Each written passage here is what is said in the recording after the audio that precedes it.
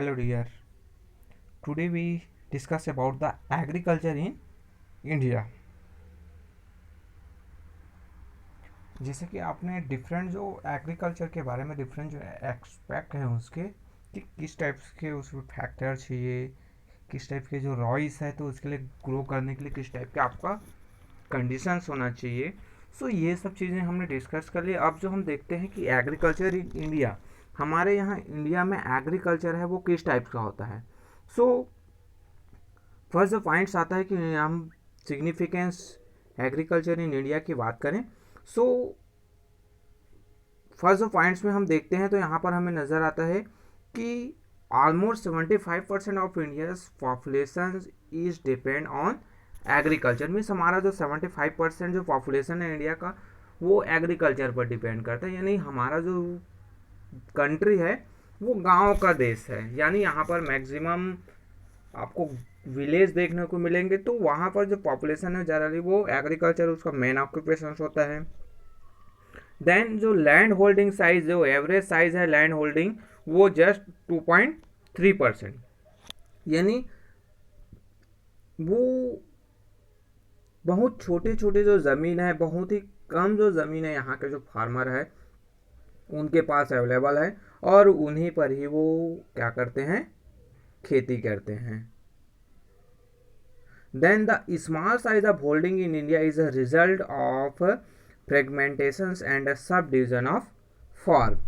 यानी आपका जो फार्म है वो बहुत कम है, ज़मीन उनके पास कम है इसमें एग्रीकल्चर कर सके। देन वो फर्दर सब डिवाइड हो जाता है। यानी जो किसी फार्मर के उनके जो सन है, उनके जो बेटे हैं, उनके बीच ज़मीनों का बंटवारा होता है, तो वो जो ज़मीन है फिर से टुकड़ों में बढ़ जाता है।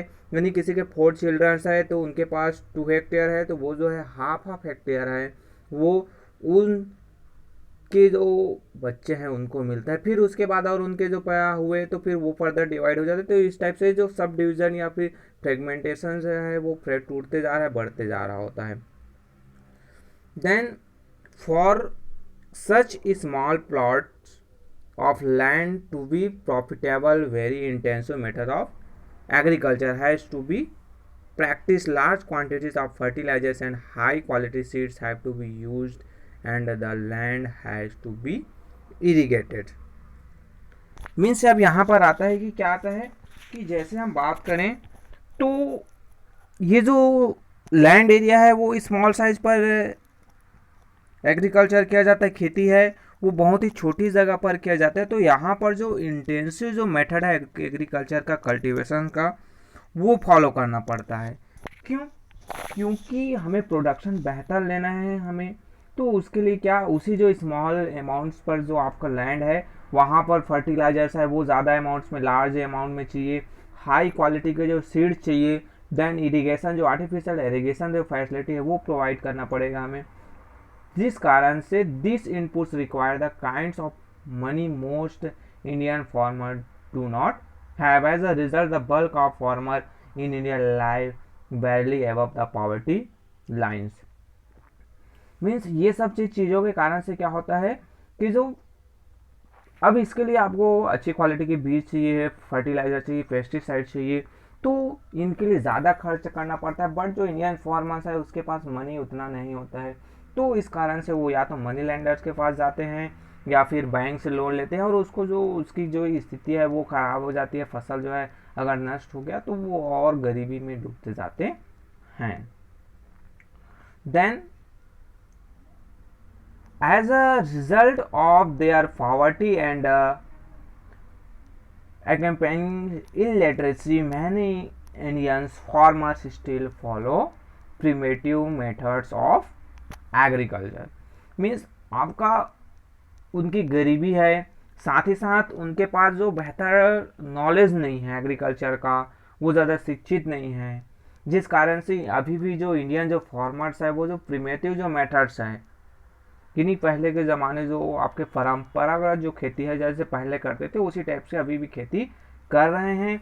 दे are still depends on the timely arrival of monsoon for the success of their crops. They still plug the land by hand और with the help of bullocks. They have also no access to improve seed and the price of artificial irrigation is often beyond their reach। Means अभी भी वो क्या कर रहे हैं, primitive method से agriculture कर रहे हैं, तो उनका जो डिपेंड है एग्रीकल्चर वो मानसून पर डिपेंड है। साथ ही साथ अभी भी खेतों की जुताई वो बैल हल से करते हैं। उनके लिए जो अच्छी क्वालिटी के जो सीड्स है वो यूज़ नहीं करते, घरों में जो नॉर्मली जो सीड्स रखे रहते हैं उनको यूज़ कर लेते हैं। आर्टिफिशियल जो इरिगेशन है, सिंचाई है, वो बहुत ज़्यादा उनके लिए कॉस्टली हो जाता है या फिर उनके पास अवेलेबल नहीं है, तो जिसके कारण से प्रीमेटिव मेथड अभी भी चल रहा है और इस कारण से प्रोडक्शन है वो भी बहुत ही लो होता है, जो बस उनके फैमिली मेम्बर्स के लिए सफिशिएंट होता है। घर उनके जो फैमिली है उनके लिए ही अनाज की पूर्ति हो पाता है। देन नेक्स्ट आता है कि rural independence. So rural independence is another unsavory features of Indian agriculture. Marginal farmers and landless laborers often take money on loan from local moneylenders at exorbitant rates of interest. They can also never return the money at the end of losing their lands and working as abandoned laborers। Means आपका क्या हुआ कि rural अभी भी जो वहाँ का जो एग्रीकल्चर है, रूरल जो एग्रीकल्चर है वो अभी भी डिपेंड है कि वहाँ के जो मनी लैंडर्स हैं उसके लिए उस पर डिपेंड अभी भी हैं, क्योंकि उनको पैसे की ज़रूरत होती, मनी की ज़रूरत होती, तो वो उतने ज़्यादा लिटरेट नहीं है, उतने ज़्यादा शिक्षित नहीं है कि वो बैंक के पास लोन के लिए जाए। तो जो नॉर्मल जो मनी लैंडर्स होते हैं जो गाँव में, उन्हीं के पास चले जाते हैं और वहाँ से पैसा ले लेते हैं, जिसका इंटरेस्ट रेट बहुत ही हाई होता है।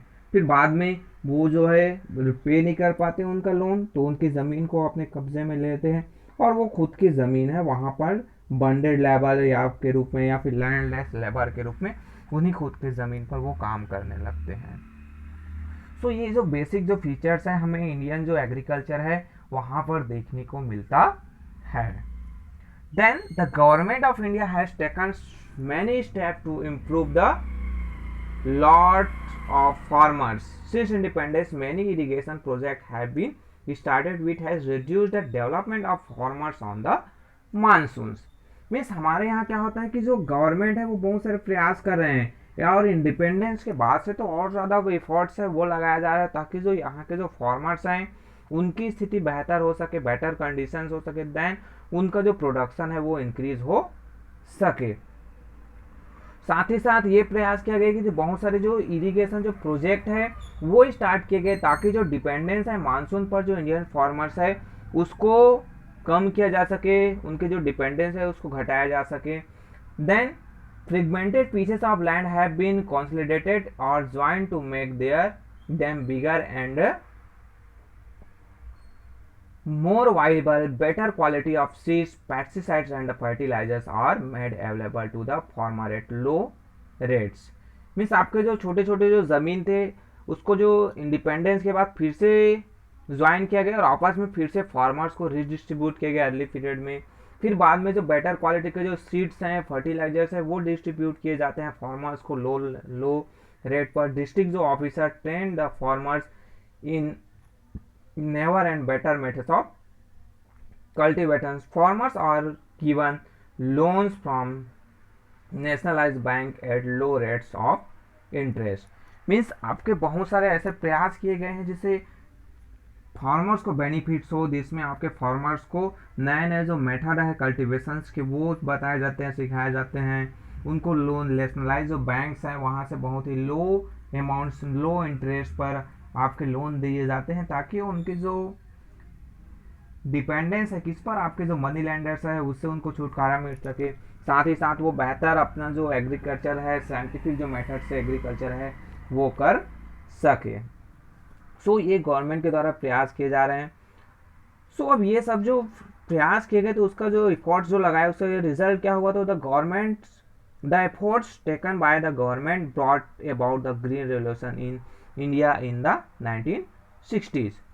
मीन्स आपके ये जो प्रयास किए गए उसका जो रिजल्ट है वो 1960 में आया, जिसको कहा गया ग्रीन रेवोल्यूशन, यानी हरित क्रांति के रूप में जाना जाता है, जहाँ पर इंडिया का जो प्रोडक्शन है, ग्रेन जो प्रोडक्शन यानी अनाज का जो उत्पादन है, जिसमें खासकर आपके वीट है, गेहूं का जो प्रोडक्शन है उसमें बहुत ज़्यादा इंक्रीज हुआ, उसको ग्रीन रेवोल्यूशन के रूप में जाना जाता है। So India became self sufficient in the production of food crops. In fact, India has become one of the largest producer of wheat, edible oil, potato, spices, rubber, tree, fruits, and a vegetable in the world. But problem still exist and India has a long way to go. Means ये 1916 में आपका green revolution हुआ तो उससे food जो production में India जो है सफिशेंट हो गया, और सफिशेंट से भी ज़्यादा ओवर जो है वो प्रोडक्शन करने लगा। साथ ही साथ जो लार्जेस्ट जो प्रोड्यूसर है, चाहे वो आपके वीट्स हो, चाहे वो एडिबल ऑयल हो, आपके पोटैटो है, स्पाइसेस, रबर है, टी है, फ्रूट्स है, वेजिटेबल्स हैं, तो इन सब के प्रोडक्शन में इंडिया जो है वर्ल्ड के जो लीडिंग कंट्री में उनको काउंट किया जाता है। यानी यहाँ पर बहुत ज़्यादा प्रोडक्शन इन सब आइटम्स है उनका होता है। बट अभी भी कई ऐसे जो एरियाज है वहाँ पर इंडिया को बहुत आगे जाना है और बहुत सारे उनके प्रयास करने हैं। अभी हमारे पास जो डिपेंडेंस है मानसून पर वो अभी भी ख़त्म पूरी तरीके से नहीं हुआ है। So many farmers continue to follow primitive methods of agriculture. As a result they barely manage to feed themselves and many are unable to return the loans they have taken from the banks। Means government की तरफ बहुत सारे प्रयास किए गए, but अभी भी कई जो फार्मर्स है वो जो प्रिमेटिव जो मेथड्स है उसको फॉलो कर रहे हैं। देन उनको रिजल्ट ये क्या मिलता है कि वो जो बैंक से लोन लिए रहते हैं वो उसको पे कर पाना अभी भी इनके लिए पॉसिबल नहीं है। अभी भी इनको बहुत सारे प्रॉब्लम्स है वो फेस करने पड़ रहे हैं। अब यहाँ पर बात है कि जो there have been several cases of farmers in Maharashtra and Karnataka taking their own lives because they were unable to repay the loans. Means एक जो सैड जो हमें न्यूज़ मिलता है, सैडली जो एक हमारा एग्रीकल्चर का पार्ट्स है कि अभी भी फार्मर्स हैं उनको लोन रीपे करने में प्रॉब्लम होते हैं तो वो सुसाइड अटेम्प्ट कर लेते हैं। आपके बहुत सारे डिफरेंट जो कंट्रीज है, सॉरी डिफरेंट जो स्टेट्स है इंडिया के जो है वहाँ पर डिफरेंट स्टेट में हमें ये सब सुनने को जानने को मिलता है कि ये किसान है वो आपके कर्ज में डूबकर अपने आत्महत्या कर लिए, चाहे वो पेस्टिसाइड से उसको पी लेते हैं या फिर हैंग कर लेते हैं, अपने आप को फांसी लगा लेते हैं। सो ये जो न्यूज़ है हमें लगभग हर साल हजारों की संख्या में सुनने को मिलता है। अब यहाँ पर जो दो केस स्टडी बताया गया है जिसमें आपका एक जो इंडिया के जो फार्मर्स है और सेकंड आपके यूएसए के फार्मर्स हैं। सो इसके बारे में आप इसको बेहतर स्टडी कर सकते हैं कि इंडिया का जो फार्मर्स है वो किस टाइप का आपका उसका एग्रीकल्चर है और आपके यूएसए के जो फार्मर्स है उसका एग्रीकल्चर का मेथड्स क्या है, क्या क्या फैक्टर्स है। तो जनरली हम नॉर्मली मैं आप ब्रीफ में आपको समझा देता हूँ, आप और इसको बेहतर स्टडी कर सकते हैं। सो यहाँ पर जो इंडियन जो फार्मर्स है उसकी बात की, दो जो फार्मर्स है उसके बारे में बताए गए हैं। एक जो फार्मर जो आपको ये कमला देवी दिखाई दे रही है उसके बारे में है, और नीचे एक और फार्मर्स आपके बारे में बताया गया है। तो जो कमला देवी है वो 60 ईयर्स ओल्ड है, वो जो उसके पास 1.8 हेक्टेयर लैंड्स है और वो जो विदर्भ रीजन है कहाँ का महाराष्ट्र का, वहाँ की रहने वाले है। उसके जो हस्बैंड है उसने 2007 में अपने जान आत्महत्या कर लिए क्योंकि वो जो लोन में दबा हुआ था, बैंक से लोन लिए थे वो नहीं पे कर पा रहे थे। वो कमलाबाई क्या करते हैं, अपने खुद के खेत में काम करते हैं, देन वो 25 रुपीज़ पर डे के हिसाब से दूसरे लैंड में भी काम करने जाते हैं या फिर उसको जो 25 रुपीज़ के आसपास का जो ज्वार है उसको मिलता है। देन वो जो है क्या ग्रो करते हैं, कॉटन और सोयाबीन अपनी ज़मीन पर उगाते हैं। उसका जो हाउस है वो टूटा फूटा है, उसके हाउस में उसके एक बेटा रहता है, उसका डॉटर इन लॉ है और 2 ग्रैंड चिल्ड्रंस है। तो ये कमला देवी की बात है। तो इंडिया में ऐसे बहुत सारे जो फार्मर्स हैं जो कमला देवी जैसे हैं और उनका जो एग्रीकल्चर जो क्राइसिस है, उनका जो एग्रीकल्चर है इसी रूप में हमें देखने को मिलता है। वो जो पुअर एरियाज में एग्रीकल्चर जो crisis affected large part of India. अब यहाँ पर जो कास्ट है वो हाईली ज़्यादा है, इनपुट जो सीड्स पेस्टिसाइड फर्टिलाइजर्स है उसका रेट बढ़ते जा रहा है, और उनको जो प्रोडक्शन जो जैसे कॉटन का प्रोडक्शन किया या फिर अदर जो अनदर जो एग्रीकल्चर प्रोडक्ट है उसका जो सफिशिएंट प्राइस है उसको नहीं मिल पाता, क्योंकि आधा तो इलिटरेट है, उनको मार्केट के नॉलेज नहीं है, जिस कारण से उनकी स्थिति खराब लगती है। एक जो कन्हैया लाल के बारे में बताया गया, जो 49 ईयर ओल्ड का जो फार्मर्स है वो कहाँ पर, कुर्थिया जो नियर वाराणसी जो उत्तर प्रदेश है वहाँ पर है। उनके पास उसका 5 हेक्टेयर का उनका खुद का लैंड है, जहाँ पर वो क्या करते हैं, साइंटिफिक मेथड से वो एग्रीकल्चर करते हैं। वो लोग गांव के पंचायत में इकट्ठा होते हैं, जहाँ पर पंचायत जो ऑफिसर्स है ऑनलाइन प्राइसेस चेक करते हैं, वो फार्मिंग टेक्निक्स के बारे में नॉलेज रखते हैं। कन्हैया लाल है वो मशीनों का यूज़ करता है, जैसे वो प्लगिंग के लिए ट्रैक्टर हार्वेस्टर, आपके हार्वेस्टिंग के लिए जो बड़े बड़े कंबाइन जो हार्वेस्टर है, थ्रेसिंग है, उसका यूज़ करते हैं। तो देन ट्रांसप्लांटिंग करते हैं, वो जो हायर जो लेबर्स है उनसे वो मदद लेते हैं। देन वो जो है न्यू जो टेक्निक्स है वो ऑनलाइन देख कर सीखते हैं, और फार्मर और जो फर्टिलाइजर्स पेस्टिसाइड है उसका यूज़ करते हैं। तो उनका जो रिजल्ट उसको निकल के आता है कि ओवर जो है 1667 किलोमीटर पर हेक्टेयर वो प्रोडक्शन करते हैं।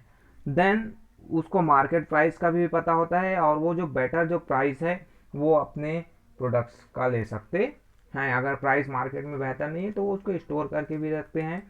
सो ये जो वो अपना होलसेल मार्केट मंडी वाराणसी है वहाँ पर वो बेटर प्राइस के लिए अपना जो प्रोडक्ट है उसको ले जाते हैं। तो ये सब जो प्रयास है, एक जो आपके जो कन्हैया लाल जैसे जो शिक्षित और जो नॉलेजेबल फार्मर्स हैं वो, और एक जो आपकी कमलाबाई जैसे जो प्रिमेटिव मेथड्स के जो फॉलो करने वाले फार्मर, दोनों टाइप के जो फार्मर्स हैं वो इंडिया में हमें मिलते हैं। केस स्टडी यूएसए का फार्मर्स बताया गया है, जहाँ पर आपके जो फार्मर्स है जॉन केलर के बारे में बताया गया, south Dakota mid western USA का है। उसके पास आपके 200 हेक्टेयर 200 हेक्टेयर्स का फार्म है, जिसका जो एवरेज जो साइज है वो 100 हेक्टेयर्स के आसपास होता है। वो साथ अपने फार्म में क्या वीट, कॉर्न और शुगर कैन का जो प्रोडक्शन करते हैं, साथ ही साथ वो मिक्स फार्मिंग करते हैं। मतलब सीधा सीधा है कि वो कैटल रेयरिंग भी करते हैं, साथ ही साथ वीट, कॉर्न और शुगर कैन उगाते हैं। तो वो मिक्स फार्मिंग के अंतर्गत आता है।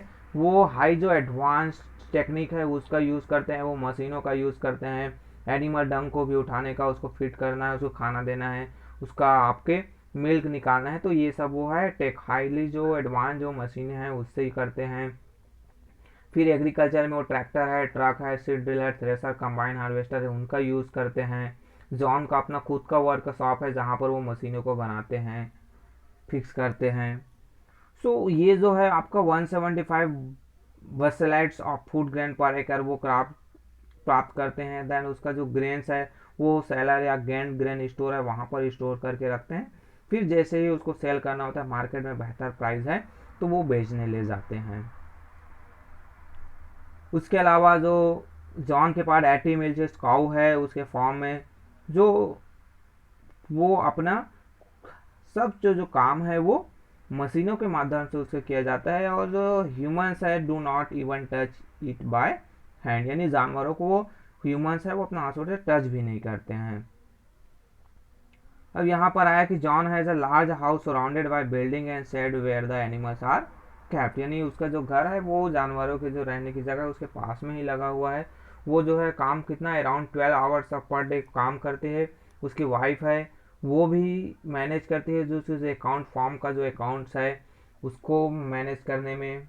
देन अपने चिल्ड्रंस को पालने में उसकी जो वाइफ है वो हेल्प करती है। देन साथ ही साथ वो कुछ अपने फॉर्म में वह हेल्प करने भी चली जाती है। साथ ही साथ उसके जो चिल्ड्रंस है वो feeding the animals and lifting bales of है to loft the he conduct his business through the internet, यानी वो सब जो चीज़ है वो इंटरनेट से बिजनेस करता है। साथ ही साथ वो अच्छी क्वालिटी के जो फर्टिलाइजर्स है उसको ऑनलाइन ही, सीड्स हैं, स्पेयर पार्ट्स है, वो सबको वो ऑनलाइन ऑर्डर दे देता है जिसकी ज़रूरत होती है। और प्रॉपरली जो फूड ग्रेन्स है उसके जो प्राइस है, उसको मार्केट प्राइस है, उसको इंटरनेट पे चेक करते रहता है। सीधे सीधे कहने का मतलब है कि जो जॉन्स है वो क्या करते हैं, हाईली एडवांस टेक्निक है, मशीनों का है, साइंटिफिक मेथड्स का यूज़ करते हैं।